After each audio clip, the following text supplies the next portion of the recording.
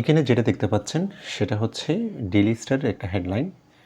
এই হেডলাইনকে বিশ্লেষণ করে একটা সেন্টেন্সের সঠিকভাবে অনুবাদ কীভাবে করতে হয়, কোনটা লিটারাল বা সরাসরি আমরা অনুবাদ করব, কোনটা ম্যাটাফরিক্যাল অনুবাদ করব, এবং আরও আনুষঙ্গিক অনেক গ্রামেটিক্যাল বিষয়, সেন্টেন্সের স্ট্রাকচার যেভাবে নিউজপেপার অ্যানালাইসিস করলে আমরা ইংলিশের একদম ওয়ান ইন ম্যানি, একটার ভিতরে অনেক কিছু একসাথে আয়ত্ত করতে পারি, সে বিষয়গুলো আমরা ধারণা নেব। যেমন এখানে বলা হচ্ছে war may crash oil demand today but sand it's soaring long term। এটিকে যদি বাংলায় অনুবাদ করি সেটা হচ্ছে যুদ্ধ যে তেলের চাহিদাকে অনেক কমিয়ে দিয়েছে, কিন্তু এটা আবার দীর্ঘস্থায়ী জন্য যেটা আবার বৃদ্ধি হতে পারে। কিন্তু আচ্ছা, প্রথমে যেটা আমরা বলবো, এখানে দুইটা ক্লজ আছে, বাট এখানে এটা হচ্ছে একটা কনজাংশন, বাট হচ্ছে একটা কনজাংশন। বাট কনজাংশন কেন বলেছি, দুটা ক্লজ কেন বলেছি? বাট যদি সরাসরি কোনো সেন্টেন্সের আগে বসতো, একদম এখানে যদি বসতো, তখন বাট হচ্ছে একটা অ্যাডভার্ব হতো। বাট যখন সেন্টেন্সের মাঝখানে বসে দুটা ক্লজকে যুক্ত করে, তখন বাট হচ্ছে একটা কোঅর্ডিনেটিং কনজাংশন। বাট হচ্ছে একটা কোঅর্ডিনেটিং কনজাংশন। কোঅর্ডিনেটিং কনজাংশন সচরাচর দুইটা প্রিন্সিপাল ক্লজকে যুক্ত করে, দুটা মেইন ক্লজকে যুক্ত করে, দুটা প্রিন্সিপাল বা দুটা মেইন ক্লজকে যুক্ত করে কোঅর্ডিনেটিং কনজাংশন। আচ্ছা, দুইটা ক্লজ আছে কোঅর্ডিনেটিং কনজাংশন, দুইটা মেইন ক্লজ বা প্রিন্সিপাল ক্লজকে যুক্ত করে, তাহলে এখানে যে দুইটা ক্লজ আছে সেটা কীভাবে প্রমাণ করব? ক্লজ বোঝার জন্য আমাদের যেটা সবচেয়ে বেশি প্রয়োজন সেটা হচ্ছে ফাইনাইট ভার্ব। ফাইনাইট ভার্ব এবং সাবজেক্ট, একটা সাবজেক্ট একটা ফাইনাইট ভার্ব মানে একটা ক্লজ। তাহলে এটা একটা প্রমাণ করি, এটার আগে একটা ক্লজ পরে একটা ক্লজ। এই যে মে, এটা হচ্ছে একটা অক্সিলিয়ারি ভার্ব, মডেল ভার্ব। এখানে ক্রাশ, ক্রাশ হচ্ছে এখানে মেইন ভার্ব। তাহলে auxiliary verb, main verb, finite verb, ওয়ার হচ্ছে যে সাবজেক্ট, একটা সাবজেক্ট একটা ফাইনাইট ভার্ব। তাহলে বোঝা যাচ্ছে যে এটা এখানে একটা ক্লজ আছে।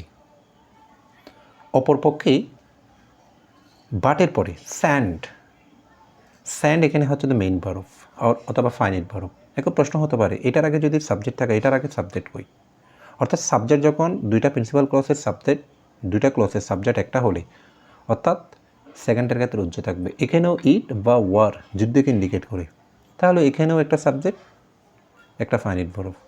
তাহলে দুইটা সাবজেক্ট দুইটা ফাইনাইট ভার্ব, অর্থাৎ দুইটা ক্লজ আছে। দুইটা ক্লজ যেহেতু আছে, সেখানে অবশ্যই একটি কনজাংশন বা লিঙ্কার থাকবে। বাট এখানে কনজাংশন, বাট কোঅর্ডিনেটিং কনজাংশন, এবং দোনোটাকে বলতে পারে কোঅর্ডিনেটিং কনজাংশন থাকা মানে দুইটা প্রিন্সিপাল ক্লজ আছে। এই যে দুইটা প্রিন্সিপাল ক্লজ আছে বিদায় এটা একটা কম্পাউন্ড সেন্টেন্স বলেছি।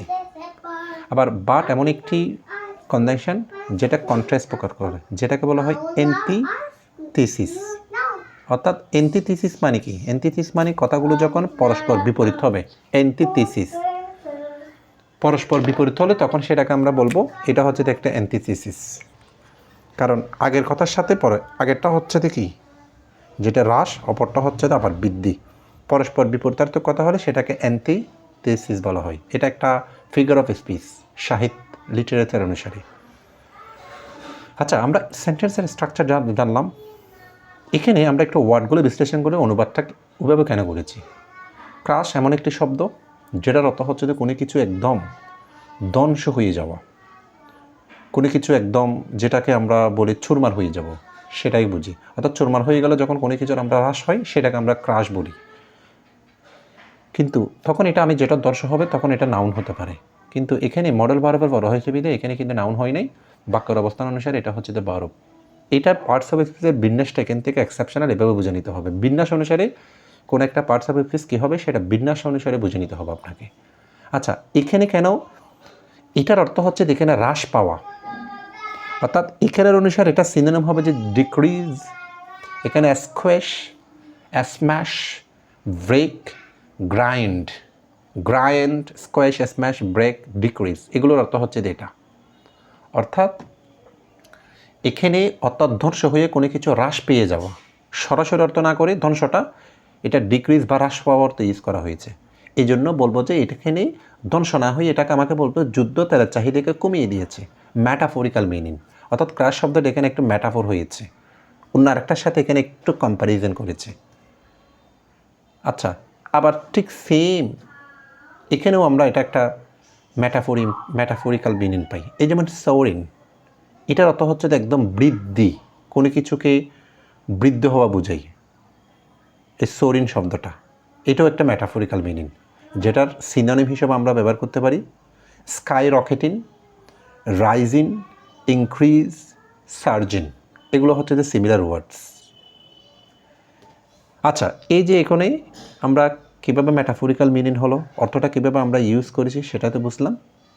আরও যদি অন্যান্য বিষয়, যেমন এখানে বলা হচ্ছে ক্রাশ হ্রাস পেয়েছে। কী হ্রাস পেয়েছে? তাহলে এই যে অয়েল ডিমান্ড, তেলের চাহিদা, এটার পরে কী দ্বারা প্রশ্ন করলে পাচ্ছে বিদায়, কী দ্বারা প্রশ্ন করলে পাচ্ছে বিদায়, এটা অয়েল ডিমান্ড, এটা হচ্ছে দ্য অবজেক্ট।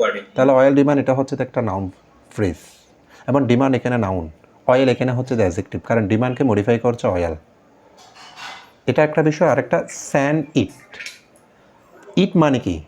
দীর্ঘমেয়াদী যে বৃদ্ধি, ইটের ইনফরমেশন হচ্ছে যে এটা কমপ্লিমেন্ট বিদায়, এটা কমপ্লিমেন্ট, এবং এটা সচরাচর ইটের ইনফরমেশন, এটা প্রেজেন্ট পার্টিসিপল দিয়ে শুরু হয়েছে বিদায়, এটা কমপ্লিমেন্ট হিসেবে এটা প্রেজেন্ট পার্টিসিপল ফ্রেজে বলতে পারি আমরা।